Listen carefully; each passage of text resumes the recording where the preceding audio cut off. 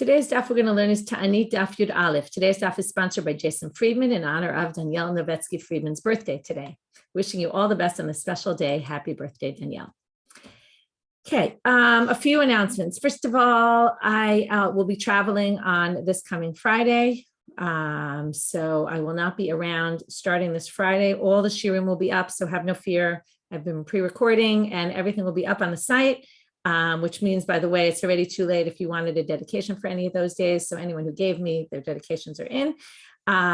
Where basically I'll tell you the dates so that there will be no Zoom on those days. That's the main difference. And the main difference for those learning from afar, it'll actually be better. The shiurim will go up earlier. Okay, I'll put them up a little bit earlier in the morning so that anyone who wakes up early morning Israel time. So if you're living in a time zone that's much earlier, you'll see the posts start to go up at night like I did last summer. So basically starting this coming Friday, there will be no Zoom on the 26th, all the way until the 5th. We'll start back again on the 5th, Rosh Chodesh Tevet. That will be our first day back to learning on Zoom. Okay, so that's with Zoom. There is a group, if anyone's interested, of people who will watch the Zoom. They'll go on Zoom the regular time. If you like to keep a regular schedule, you can go on. There'll be a special Zoom link. A different link if you need, let me know. Anyone, by the way, if you come to the Zoom and you're not on our Zoom WhatsApp group, you should be on it so that you can get the announcements about when there isn't Zoom. It's just helpful. So anyway, there are people there who like to watch this. They'll watch the video together and then have time to discuss the daf after. So everyone's invited to that. And thank you, Medina, for organizing. Okay, the second announcement is just a small thing about today's study guide. I did a bit of a different study guide. These dafim, as you can tell, there's a bit of a different style of daf. It's not as much halachic back and forth that the usual study guide is necessary. So what I did today was I did kind of a bullets of all the main topics that we're going to cover in today's daf. So it's a good way to review what we covered. So you can just quickly look at the daf. It happens to be in Hebrew, not in English. So sorry about that, but you can get a sense. Also, you can always use the summary of the page of the summary of the daf that's on our site to get a sense of what topics are covered in the page. That is in English. Okay, starting with the very bottom of Yud Amud Bet. So we saw Amar Rav Yehuda Amar Rabbi Chia Melech Baderech Al Yochal Yoter Mishnei Ra'avon. We said when you go on a trip, you shouldn't eat so much food, either because it's going to bother your intestines from the walk, from the Rashi says Torah Haderech, right? We'll see that in a minute, or because you're going to run out of food. So the Gemara asked, "My benayu, what's the difference between them? When will there be a practical difference between the two opinions?" Ika benayu di yativ ba'arba. If you're on a boat, because you're on a boat, you're not exerting energy because you're sitting on the boat. But so therefore, we're not worried about your intestines, although one might say you get seasick and that might cause you to get sick, but they don't seem to be worried about that. It could be because if you go from city to city, okay, like I gave that example yesterday when we go on a tziyul with the family and the kids want to eat right away and they immediately start taking out the food. And I'm like, wait, we have to save our food. But that all depends where we're going. If we're going to a place where we can buy food, right? There's sometimes where we go on a trip somewhere and we're in a city or we're in a place where it's very easy to get food. And then I'm not worried at all because we can always just go to a store, stop at a gas station, pick up some more snacks. It's totally fine. So it all depends on what type of trip you're going on. Rav Papa, now we hear about something Rav Papa did, and we're going to a little bit of lack of clarity about this. Kol parsa u parsa achil chada rifta. Every parsa he would walk, that's not such a long distance, he would eat a loaf of bread or a piece of bread, one bread. We don't know exactly what that means. Kasaval mishum ayana. He thought the issue was intestinal problems. And so therefore, now there's two ways to understand this, or there's probably even more, but I saw two explanations. One is that his stomach wasn't sensitive, so he had no issue with that. So since he thought that was the whole reason, he had no problem eating every pair, saying he would eat another loaf of bread, and he had no problems with that. So he basically ignored this halacha because it wasn't relevant to him. The other option is saying, no. He was very much concerned for the halacha, and therefore, when people say better to eat very small meals, and maybe he ate a little bit every parasang rather than eating every 3 hours or every 4 hours, a big meal. So he would basically eat little bits at a time. And that was how he resolved the issue. So there's two different approaches to understand what he did. Amar Rav Yehuda Amar Rav. Kol hamar'iv atzmo b'shnei ra'avon nitzal mimavet mishuneh. Anyone who doesn't eat a lot of food, what this means is if you have food and you don't, but yet when there's a famine, you basically limit how much food you're eating, you will be saved from a strange death. Okay, this basically, in other words, is basically saying if you eat a lot of food when other people are starving, and we're going to talk about this whole idea about what very famous thing called the Frosh to separate yourself from the community. In fact, Daf Mishalahen talks about this, that when everyone else is suffering and you say, oh, all is good for me, I really don't care, that's really serious. And in fact, so serious that you get mitam mishuna, you die in a strange kind of way. I'm not going to get into this, what this mitam mishuna is. I don't really have any great explanations why a strange death rather than just death, but we're going to see where they get it from. Shneimar, bera'av padcha mimavet. Okay, this is a verse from Eov. Okay, now there's, again, different ways of understanding this. Okay, there's different commentaries about what this drasha is. Me'ra'av mibaile. It should have said me'ra'av and not bira'av. Or it should have said me'ra'av and not mimavet. Okay, so there's two ways of reading it. Either it should have read bira'av in a time of famine, padcha mira'av, God saved you from famine. Okay, because what does it mean God saved you from death? Then he didn't save you from famine. You could be starving and not die. So it should have said from famine, God saves you. Or instead of bira'av, in a famine, padcha mimavet, God will save you from death. It should say me'ra'av padcha mimavet. From the famine, God saved you from death. So whichever way you read it, it basically should have said me'ra'av, either the first word or the last word. Ela hachi kamar. So why did it say bira'av? It's to tell you bischar, the bet of bischar, with the rewards that you get. Shemariv atzmo b'shnei ra'avon bira'av means for the reward that you receive for ra'av, for you starving yourself. Nitzomi mitam mishuna. So bira'av padcha mimavet, you get redeemed from death by starving yourself, basically. Okay, that's the way they understand. Amar Rish Lakish, asur la'adam l'shamesh mitato b'shnei ra'avon. This is a very interesting halacha. You're not allowed to engage in sexual relations during a famine. Okay, whether this is halacha or not is a good question. Okay, there's this big debate about it, whether we really are careful about this or not, whether there are exceptions to the rules. Some commentaries say, well, when the woman gets back from the mikveh that night, then you're allowed to, but not otherwise. There's all different interesting, some people say this isn't relevant. Some people say it is. Anyway, it's an interesting question. Hopefully we'll never be in a famine. We won't have to know. But asur la'adam l'shamesh mitato, how do we know this? Shneimar, it's very interesting proof. Uli Yosef yulad shnei banim. Okay, right. Yosef had two sons. What does it say though? It doesn't just say he had two sons, but it says, when were they born? B'terem tavo shnat ha'ra'av. He had his sons before the famine. Now, you might say, well, that's just telling us facts. But why would the Torah have to tell us those facts, right? Why would it have to say that they were born before the famine?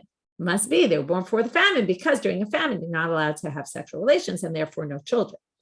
However, this is a very important however, Tana, chasuche banim, but if you don't have children, again, there's all different interpretations of what chasuche is.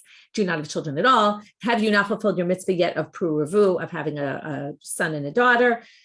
Or do you have children that are chashuche, like sin, samach and shin and sin switch around sometimes? Chashuche, if you have bad children and you want to then, I guess, try to have better children. So however you go with this interpretation, right? Or is it just people that haven't yet had children? Misham shimitotehem b'shnei ravon. We don't prevent them, okay? And then some people say this means anyone who wants to still have kids, even if you already do have kids, anyone who wants to still have children is allowed to have sexual relations, but then that would basically exclude anyone who doesn't. Okay, again, halacha l'maaseh, I'm not getting into about this topic. And like I said, hopefully it'll never be relevant. Tanu Rabbanit, bizman sh'Yisrael shroyim b'tzar, uperesh echad mehem. Now, here we get to what happens if someone is what we call poresh min hatzibur.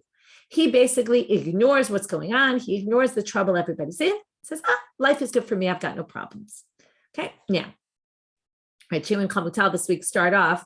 Rabbanit, Shiur and Chamutal, they talk about this issue of poresh min hatzibur, and they start off with the story of, during Corona, Chamutal says, I spoke to someone and she said, how's it been? And she said, Corona's been great for me. I've had all this introspection and all that. And then, time for introspection. I really enjoyed it. And she said, was she not aware of what's going on and how much the rest of us are struggling? And, this idea of not partaking in what's going on with everybody's struggles. So if everyone's bitzal and one of them says, I've got a good life. I'm not really, really part of this. Who, by the way, is the best character in the Tanakh who does this? Elimelech, right? In the Sefer, in the story of Ruth, he basically goes off, right? There's a big famine. He's very wealthy, and they go and they leave the country, right? They don't want to be part of what's going on, right? And then what happens, right? His sons die and he dies, right? It's not a good ending. But in Shnei Malachei Hasharet shemeluvin lo la'adam. Okay, now we have this concept that everybody has these two angels that take you wherever you go. We're going to see them again today. We're going to see these two angels that come up in a story, a very famous story of Ilf and Rabbi Yochanan. We're going to get to on Taanit Kaf Aleph. So these two Malachei Hasharet come, the two angels that are associated with every person, they're going to come for that person. Umenichin lo yidehem al rosho, they put their hands on his head. Ve'omrim, ploni zeh sheperesh min hatzibur, al yir'eh b'nechmat hatzibur. You separate yourself from the community. When the salvation comes, when they become consoled, you will not be a part of this. Okay, that's your punishment. It's tat for tat, right? Tit for tat. You left the community in bad times. Well, you won't be part of them in good times. Tani idach, another bright. Bizman shatzibur sharoi b'tza'ar, when everybody's suffering, the community anyway is suffering. Al yomar adam elech lebeiti ve'ochal ve'eshteh v'shalom alecha nafshi. Don't say, oh, I'll just go home and I'll eat in my house and I'll be happy with what I have. Ve'im oseh ken, and if he does, alav ha'katuv omer, v'hinei sason v'simcha harog bakar b'shachot tzon echol basar v'shatot yain achol v'shato ki machar namut. Okay, this is a verse from Yeshayahu, which says, here's a person, right, who's sason v'simcha, everything's good for them. They're eating harog bakar, they're slaughtering animals, and they're eating meat and drinking wine, and they eat and drink ki machar namut. In other words, what do they say? What's the attitude? The attitude is, look, I know that things are bad, okay, but I don't, I'm going to live the moment right now. I'm going to enjoy right now, and I'm going to ignore the fact that people are suffering and that maybe I can help them, or maybe even I couldn't help them. But right, it's a question here. Is it because he's not helping them? Or because even if the person doesn't have means to help, they still should be feeling the pain of the community. And this guy says, listen, tomorrow we're going to all die, so I may as well live it up today. Okay, which maybe is not the worst thing in the world, but when other people are suffering and they're sitting there eating all to their heart's content, that's really a problem. Maktib batlei. Now, how do we know this is a bad thing? Because right afterwards it says, V'nigleb oznei Hashem tzvaot, right? This will be revealed to God. We're going to get back to that soon. How is God going to know this? Im yichupar ha'avon hazeh lechem ad timutun. If you will be, your sin will be atoned until the day of your death, meaning you won't be atoned by the sin until you die. That will be your atonement. Okay, you're deserving of death. So there we get it, that they're meant to die. Now we hear something. Now you think these are like the worst people, right? It sounds that way. But ad kamidat benonim. These are the average people that are poresh min hatzibur. Okay, they're not as bad as the next category, right? How bad could it get? Let's see. Aval b'midat risha'im maktiv. First of all, what could you get worse than death, right? But let's see. The risha'im, what does it say? Etayu et chayim v'nisva'a shechar. Okay, go bring and we're going to take wine and we're going to drink beer. And there'll be another glorious day tomorrow. What's the big difference? The first group of people said, we're all going to die tomorrow. They realized something was going on. These people are so oblivious that they don't even realize. They think, well, the world's going to go on. There's no problem. There's no issue at all. Okay. And tomorrow will be just the same as today.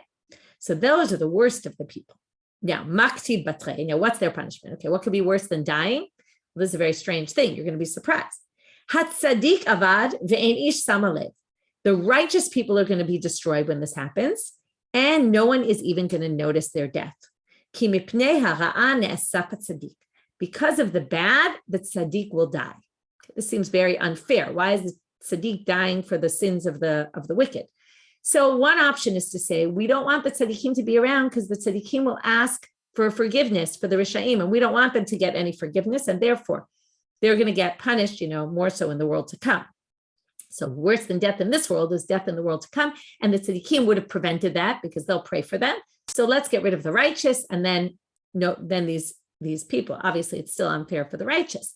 Some people say that they don't want the righteous people to see such evil in the world. It's painful for them.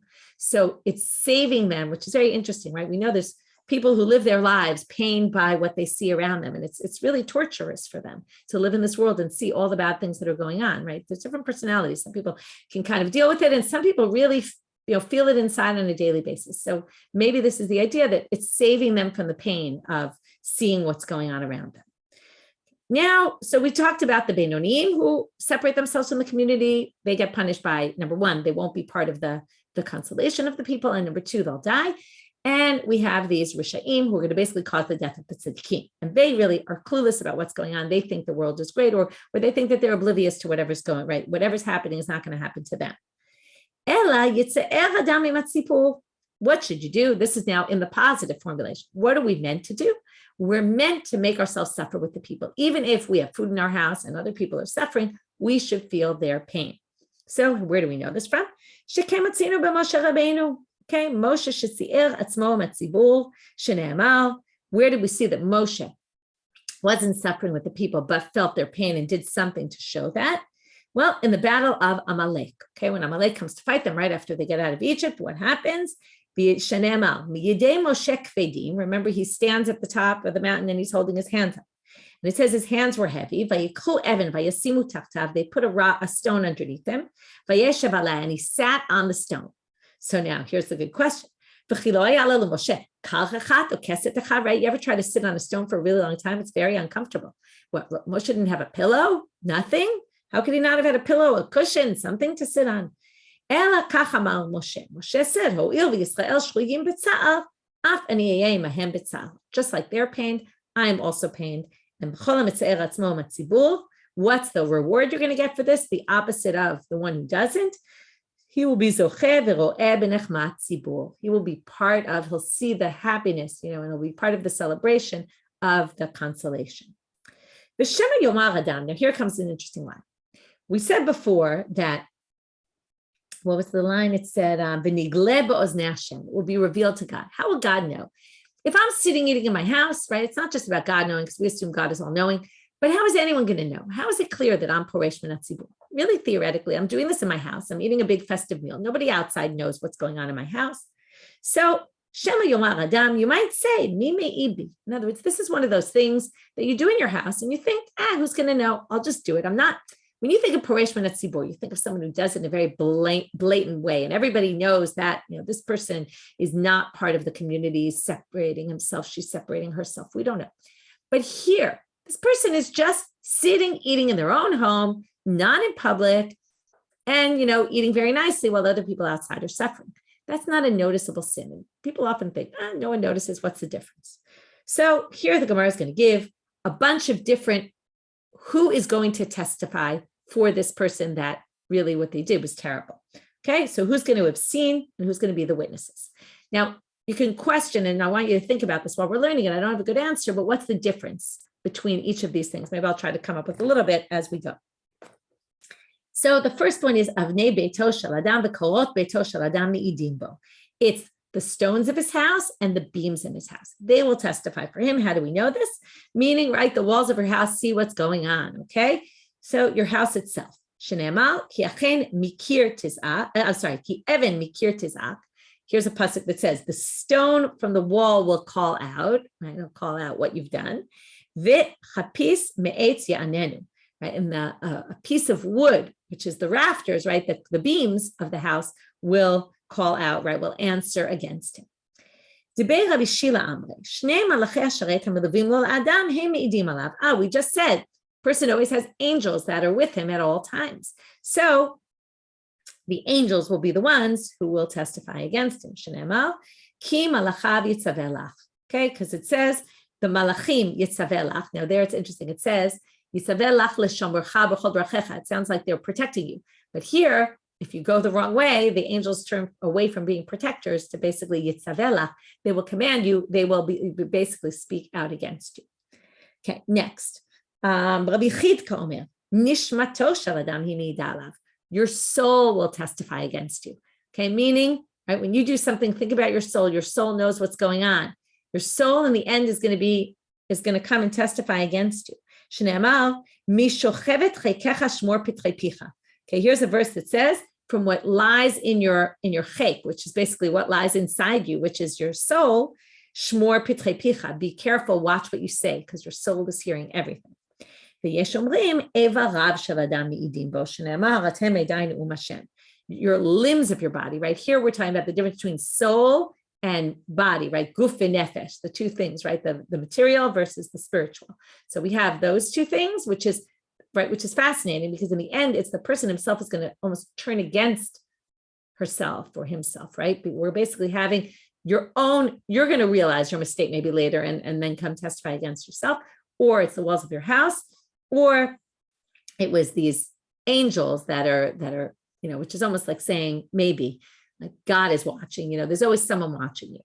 So 4 different options of what it is. El emunah ve'ein avel. Okay, so now we're going to darshan this pasuk. El emunah, God is steadfast, which means, and now we're going to get to this issue. We mentioned before about the Sadiq and how the Tzaddikim died because of the Rishaim, which sounds a little unfair, and the concept of in general, Sadiq v'ralo, Rasha v'tovlo, where right, good things happen to the bad people, but bad things happen to good people. How do we deal with that? So El emunah ve'ein avel references this idea. כשם שנפרעים מן הרשעים לעולם הבא, אפילו על עבירה קלה שעושים, כך נפרעים מן הצדיקים בעולם הזה, על עבירה קלה שעושים. This is a concept that comes up in the Gemara over and over, which is the evil people will get their punishments in the world to come, whereas the tzaddikim get their punishments in this world.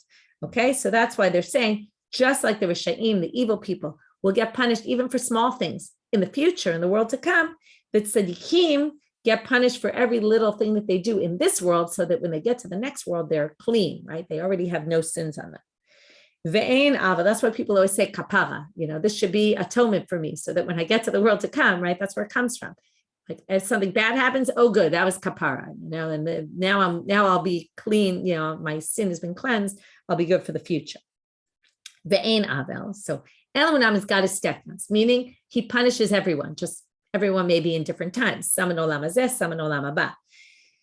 Ein avel means there's no iniquity. So what does that mean? Kashem mishalmim sachar letzadikim leolam haba afilu al mitzvah kala shosim. Now this is a reverse. In the world to come, they will get ein avel, meaning everything's been wiped out in this world, so they get rewarded for every little good deed that they did, because that's all that's left for them. Likewise, the evil people get all their rewards in this world, and that's why it looks to you like they're having a good life. Even on some small mitzvah they do, they get rewarded in this world, but right, the ein avel is here. But all the avelot, right, all their sins are going to be in the future, in the world to come. They're going to be punished for it. Sadiq v'yasharhu, okay, that's the continuation of that pasuk. Amru b'shat ptirato shel adam lebeit olamo. What does it mean? God is righteous and straight. So here we're going to now have this image. What happens to us when we get up to heavens? We're going to get up there. Kol ma'asav. Now it says niftarin. It should be nifratim. Nifratim is perut. We're going to get a detailed list. Okay, God's going to pull out. Okay, this is right. It doesn't exactly happen this way, I assume, but it's this concept, a metaphor. God's going to pull out a list with every single thing that we've done in our lives. And they say to him, okay, obviously it's not God, it must be his angels, say to him, right? Did you do this on this day? Did you do that on that day? Right? And she is going to answer, yes, that's true. Then they say, okay, sign here, sign off on all your deeds. Right? And then they sign. Okay, there's a verse that says everyone's going to sign. Okay, they're going to sign for their deeds. This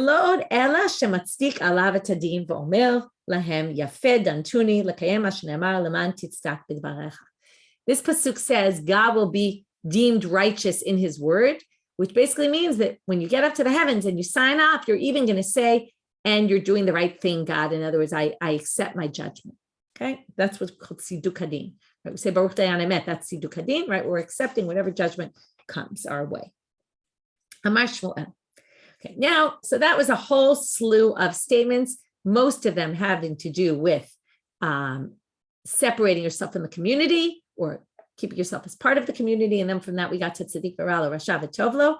I see someone's asking, what if you don't sign? So that's again, this is kind of describing an idyllic thing, that's a fulfillment of the verses that are said in the prophets here. Whether, it really happens this way, right? There's no way to know what every individual person is going to sign. But this is kind of this image to have in our head of, right? It's obviously not, it's not a real thing. It's trying to kind of conjure an image up in your head of the fact that we should be doing this, right? We should be saying, God, you're doing the right thing and accepting our judgment. It's more the ideal, I would say. Now we're going to talk about this concept of fasting. So we're now in the middle of, remember the Mishnah, okay, we got very sidetracked with all sorts of agadatot and statements, but now the Mishnah said, if you don't get the rains right, what happens? First, we have individuals start to fast, then we have the community starts fasting, the Beit Din sets a date for communal fasts. So we're now going to have an idea about fasting in general. Is it good or is it bad to fast? If I decide I want to fast on a random day, is that a good thing or a bad thing? We're going to see a debate about this. And this is actually a debate that pervades throughout Shas, okay? It comes up most often in Nidarim and Nazir, where it talks about, is it a good thing to be a Nazir? To basically say, I don't want to drink wine, I'm not going to be in contact with dead people, I'm not going to eat grapes, not going to this. Is that a good thing? Or is it looked at as not a good thing in our religion? Is it good to vow? I'm vowing not to benefit from anything, not to eat fruits for a month. Is that a good thing, right? You think about what's the most common, right? Like diets. People who are constantly trying new diets, right? Is that good or bad? Or I'll talk about another relevant thing. Addiction to telephones, right? Many of us are addicted to our telephones. And, one response is to say, getting rid of the phone entirely, right? Is that the way to do it? That's like going cold turkey, right? It's not realistic. We need phones in this world, right? People need to reach each other. If you just get rid of your phone, you're breaking off communication. If you're addicted to your phone, so you have to learn how to monitor your addiction, but by vowing off of it entirely is not necessarily the best solution. So this is really the debate that's going on here. Amar Shmuel, kol yosher b'Taanit nikra choteh. You're basically called a sinner, he says. If you decide to take a fast upon yourself, you're a sinner. Saval ki Tana. He holds like the following Tana, de Tanya, as it says in a Braita. Rabbi Elazar kapar beRabbi Omer. He's the famous who said this, okay? Rabbi Elazar kapar. Ma tamud lamar v'chiper alav me'asher chatal nefesh. The Nazir says in the verse about the Nazir that he gets atoned because he sinned. Now, what sin did a Nazir do, right? People think a Nazir, he's in a high level, he's a holy person, separates himself. That's a good thing. By the way, it just dawned on me that we were just talking about Frosh tzibur, and in a sense, that's what a Nazir does. He separates himself from the community and puts himself kind of in a different place. That's not what we try to do in our religion, right? We want to be part of the community. So, what was his chet? What was his sin? His sin was that he had to vow off of wine, right? That he basically the idea is that he probably couldn't control his alcoholic addiction. And because of that, he swore off of wine. That's not considered a good thing, right? You should monitor it, figure out how to do it, but shouldn't get to the point where you have to vow off of something in order to forbid it, but in order to prevent yourself from being there. And then let's take it one step farther. If a Nazir is called a sinner and all he did was not drink wine, someone who refuses to eat any, right, who vows to not eat anything, that's much worse. Rabbi Elazar Omer, Nikra, Kadosh. Rabbi Elazar says, what do you mean? A Nazir is called holy, sanctified. How do we know this? Shnema, Kadosh yehiyeh, he will be holy.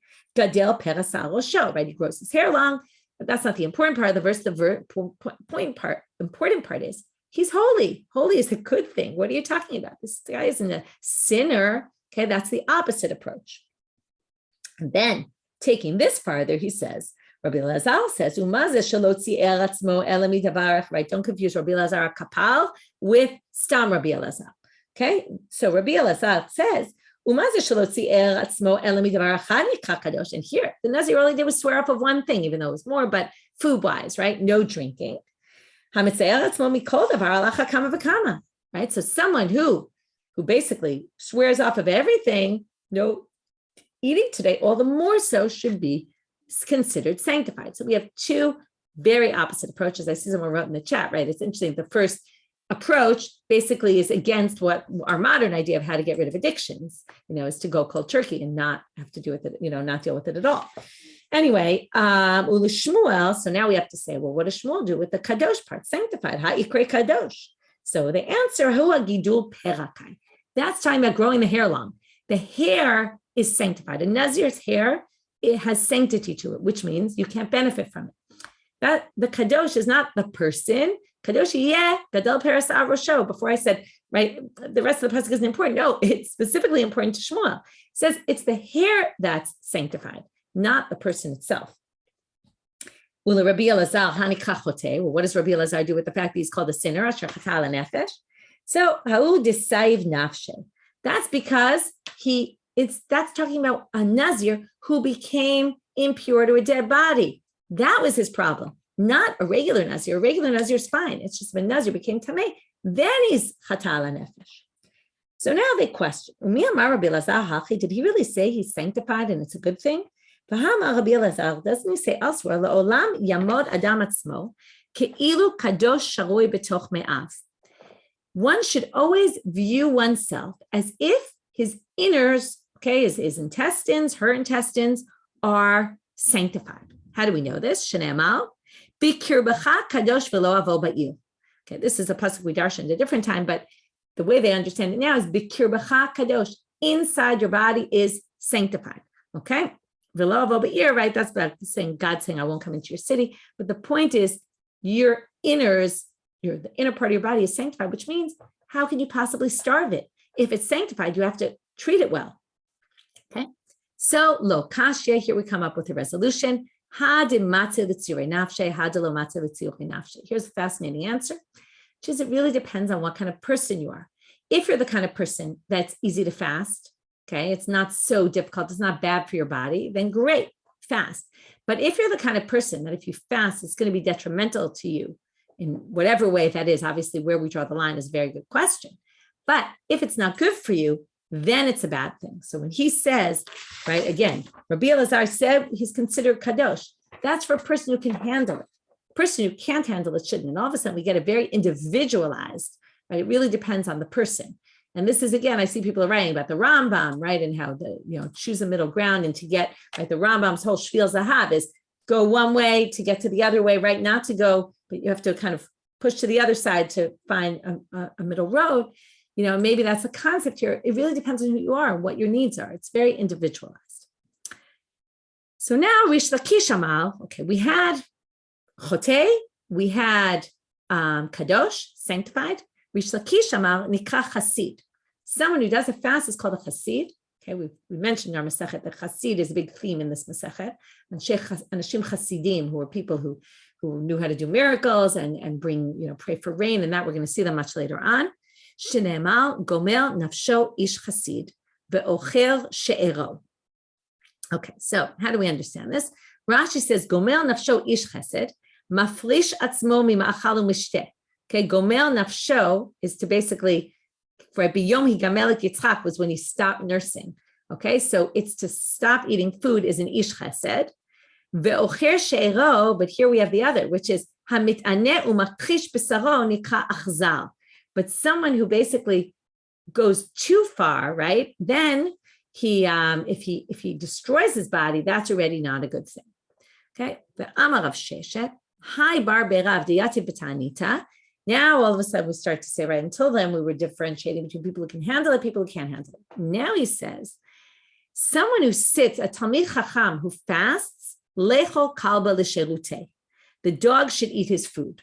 Okay, which basically means, it's another way of saying, or at least the way some people understand this is, what he did was useless. Why was it useless? Because what does a Talmid Chacham normally do? Talmid Chacham sits and learns. If you fast, it's very hard to sit and learn. So you're basically taking away from Torah learning to fast, and that's not a good thing. So basically, any Talmid Chacham, according to Rav Sheshet, shouldn't ever fast. Okay, because it's basically preventing the Talmid Chacham from learning.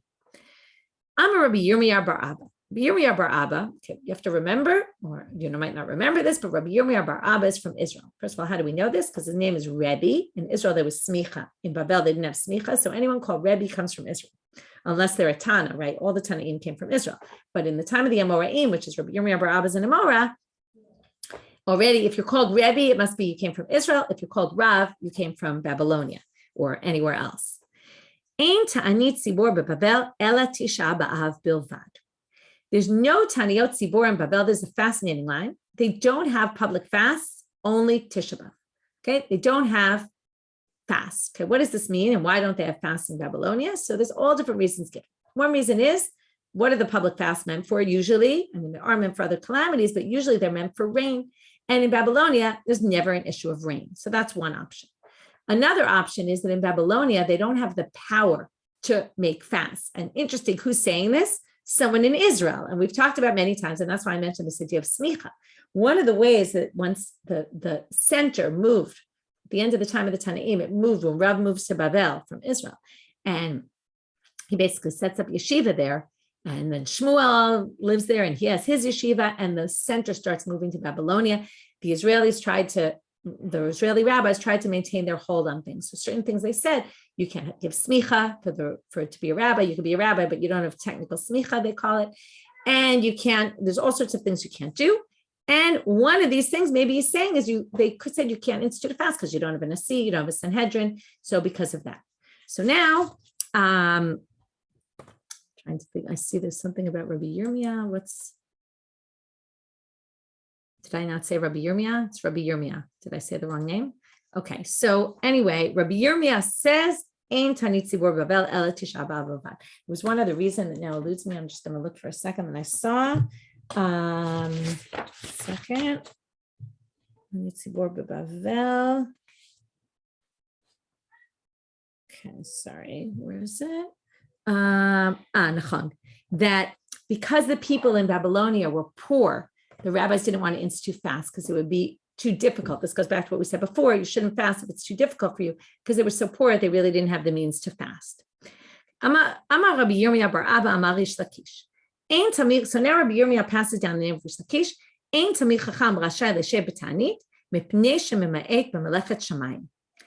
Again, we have this idea that a Talmid Chacham can't fast because they're basically going to not be able to do the work of God. Okay, they have other things that are more important for them to do, which is interesting. Now, all of a sudden, I'm thinking about it. One of the themes in our Masechet is that it's not the Talmidei Chachamim that bring the rain, it's the average person.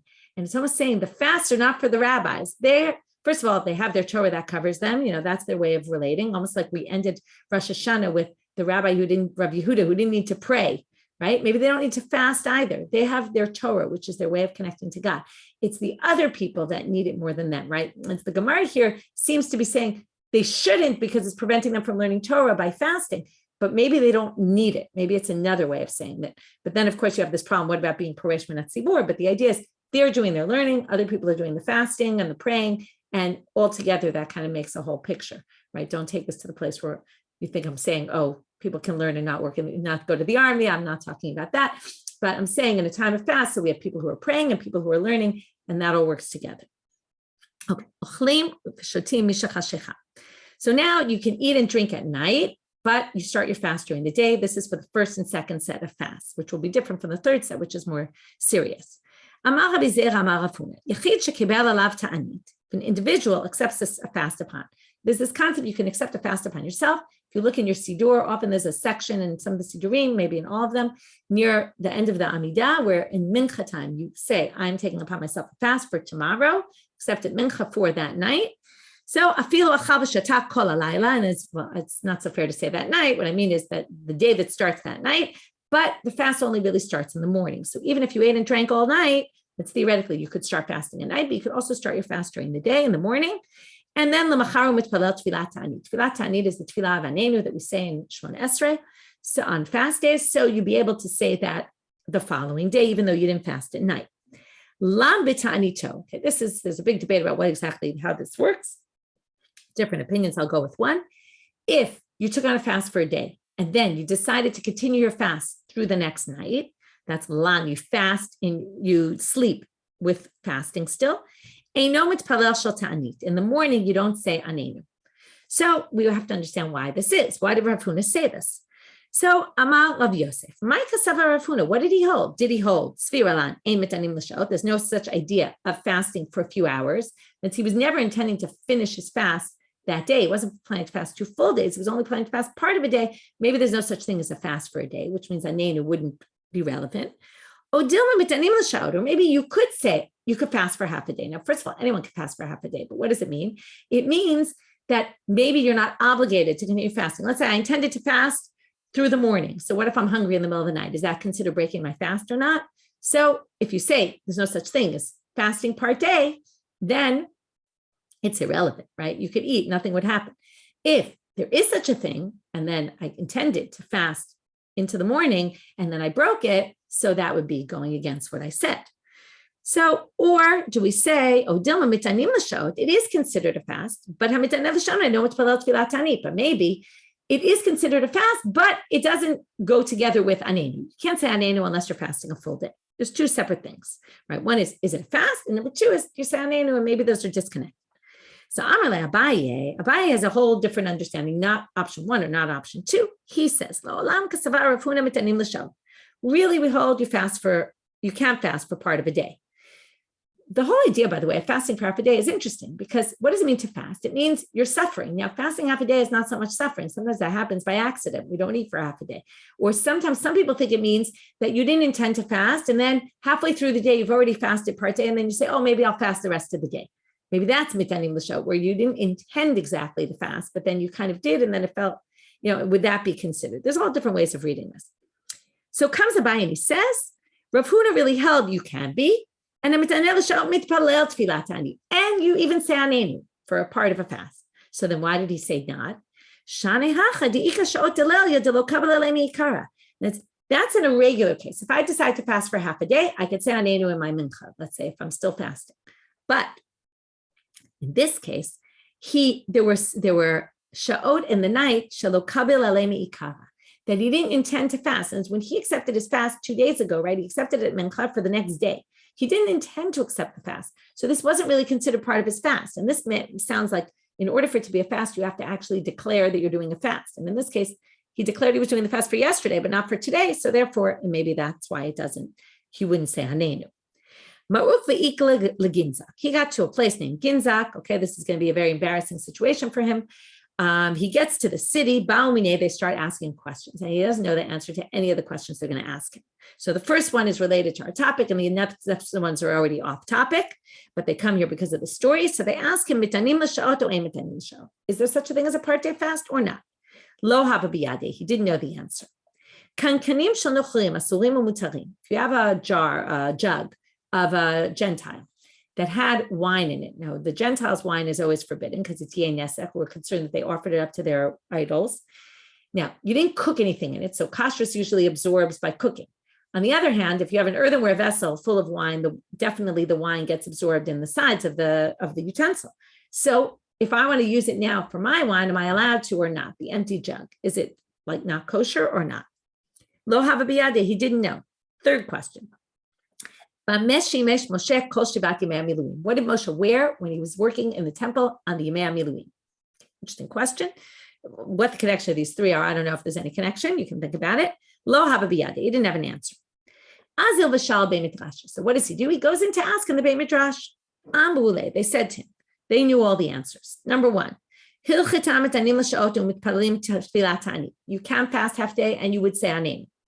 12 months pass, you can use them. We assume after 12 months of nobody using them, the flavor is not in there anymore. He wore a white cloak. He didn't wear the big day kuna because he wasn't a Kohen, but he did wear some special garment to show he was wearing something different, and it was a white garment. Reminds us a little bit of the Kohen Gadol on Yom Kippur. Rav Kahana Matne, he taught b'chaluk lavan she'en lo imra. Okay. This is a very big question, what imra is, and we'll end with this idea with a few different explanations. One is to say imra is like amra, which is wool. It didn't have wool because if you remember, the Kohen's clothing was mixed wool and linen, shatnez, and because he wasn't a Kohen, he wasn't allowed to wear shatnez, so his had no wool in it. But the more interesting explanation is he didn't have a hem. If you remember, we learned some things about not going into the temple with clothes that have a hem because you might steal the money. So maybe that was one thing, that they didn't want to suspect Moshe that he was stealing money. But a more interesting explanation is that without a hem is like an unfinished garment. And Moshe went in with an unfinished garment. Why? Because if he went in with a finished garment, it looked like he was supposed to work in the temple. What did they know? We know that Moshe wasn't supposed to work in the temple, but that's in hindsight. The people then didn't know that because there was no such thing, Kohanim, Levim, right? We didn't have such a distinction. And when they see him go in and work in the Imam, and then he comes out, and then the next day, Aaron comes in and not Moshe, they'll think maybe Moshe was rejected. So in order to show he wasn't rejected, they gave him an unfinished garment, which would show this is very temporary. He was only supposed to go in for today, and it wasn't a future job for him. And therefore, there was no rejection of Moshe. And that way, the people wouldn't suspect Moshe that he was a rejected leader and he couldn't work as a Kohen. So those are your 3 questions. Your homework is to think about what's the connection between those 3 items. Maybe you can come up with something. Okay, have a great day, everyone.